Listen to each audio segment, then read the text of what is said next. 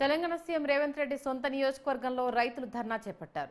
దుద్యాల మండలంలోని పలు గ్రామాలకు చెందిన రైతులు సాగు భూమిని ప్రభుత్వం ఫార్మా కంపెనీల కోసం సేకరించడాన్ని నిరసిస్తూ హకీంపేట గ్రామంలో రైతులు ధర్నా నిర్వహించారు. రైతులు చేస్తున్న ధర్నాకు కొడంగల్ మాజీ ఎమ్మెల్యే పట్నం నరేందర్ రెడ్డి మద్దతు తెలిపారు. ఫార్మా కంపెనీల పేరుతో ప్రభుత్వం రైతుల దగ్గర నుండి బలవంతంగా తీసుకునే ప్రయత్నం చేస్తోందని నరేందర్ రెడ్డి అన్నారు. నిరుపేద రైతుల భూములను సేకరించే ఆలోచనను ప్రభుత్వం విరమించుకోవాలని మాజీ ఎమ్మెల్యే డిమాండ్ చేశారు. రైతులకు బీఆర్ఎస్ పార్టీ అండగా ఉంటుందని హామీ ఇచ్చారు. ఒకటే పిలుస్తున్నాను, కొడంగల్ ప్రజలు నీకు ఓటు గెలిపించి రాష్ట్ర ముఖ్యమంత్రి చేసే బాధ్యత మంచి అవకాశం ఇచ్చినారు. కొడంగల్ ప్రజలు ఇచ్చిన అవకాశానికే ఇప్పుడు మీరు ముఖ్యమంత్రి అయ్యి రాష్ట్రం అంతా కూడా పాలిస్తూ ఉన్నారు. కొడంగల్లో ఏది అనుకుంటే అది చేయగలిగే సత్తా మీకున్నది.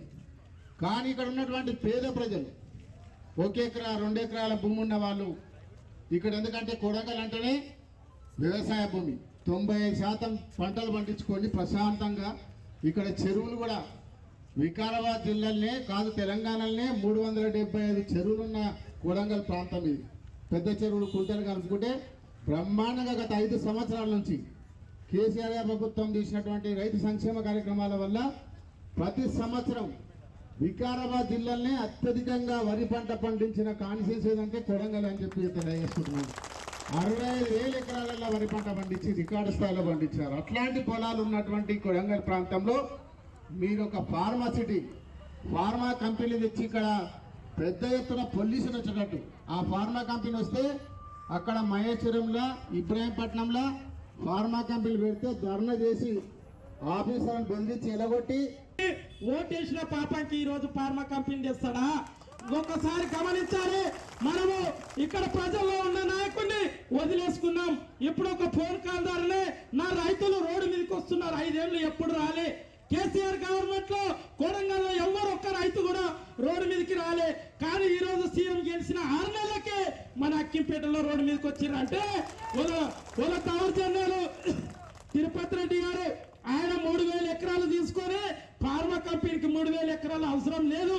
నీవు గవర్నమెంట్ ల్యాండ్ ఎక్కడుంటే మా గ్రామాలకు దూరంగా ఫారెస్ట్ లో పోయి 1,500 ఎకరాల్లో నువ్వు ఫార్మా కాదు, మంచి కంపెనీలు ఉన్నాయి, మళ్ళా మంచి ఐటీ కంపెనీలు ఉన్నాయి, లేదంటే మంచి మన దూది కంపెనీ కానీ ఐటీ కంపెనీ కానీ టీఎఫ్ కానీ కొడంగల్కు తీసుకొని ఒక ఆదర్శం చెప్పు. కానీ నువ్వు కలిసి అంటే కొడంగల్ వాళ్ళకి ఏం తెలియదు, కొడంగల్ ప్రాంతం వాళ్ళు ఎవరు చదువుకోలేదు. ఇక 3,000 ఎకరాలు తీసుకొని మేము ఫార్మా కంపెనీ వేస్తే మేము లబ్ధికి ఒక్కటి గుర్తుపెట్టుకోవాలి రైతులారా, ఒక్కటి గుర్తుపెట్టుకోవాలి.